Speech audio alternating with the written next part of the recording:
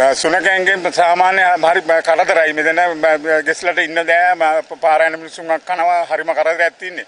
අනිත් එක මුළු හැමතැනම කුණු.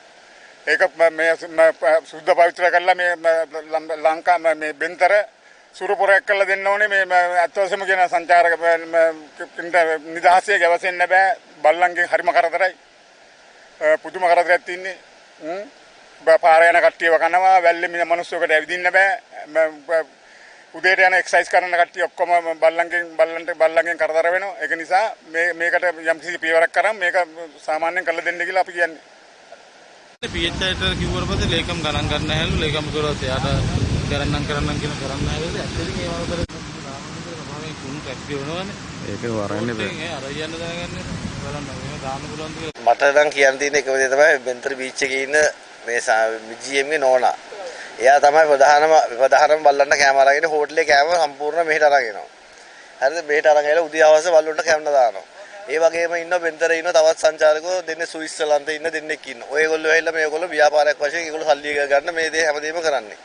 ඉතින් මේ අද වෙනකොට කාලා දිනවා 125කට වැඩි බල්ලෝ කාලා දින උදේ පාන්දර ඒගොල්ලෝ කැම දාන්නාන් පස්සේ මිනිසුන්ගේ මේ බයිසිකල් පදාගෙන මේ පාරක් තියෙන මේ පාරේ එනකොට කනවා. ඒ වගේම වැල්ලේ මිනිසුන්ගේ ස්පෝර්ට්ස් කරන්න ආවට පස්සේ ඒ මිනිසුන්ගේ වැල්ලේ දාගෙන කනවා මූදේ පයින්නවා ඒ මිනිස්සු බේරෙන්න කෑ ගහනවා. ඉතින් ඒක නිසා මේ විශාල වදයක් සංචාරකයන්ගේ වලවල් හරලා වැල්ලේ වලවල් හරලා ඒ වගේ ඒ වෑන් තියෙන ඒවා කකුල් කැඩලා මිනිසුන්ගේ ඒවා කම්පේන් හොටලෙට ගොඩක් දාලා දිනවා වෙන්තර බීච් සිනමන හොටලෙට. ඒවා තාම කිසිම උත්තරයක් නැහැ. පොලිසිය දැනුවත් කළා දිනවා.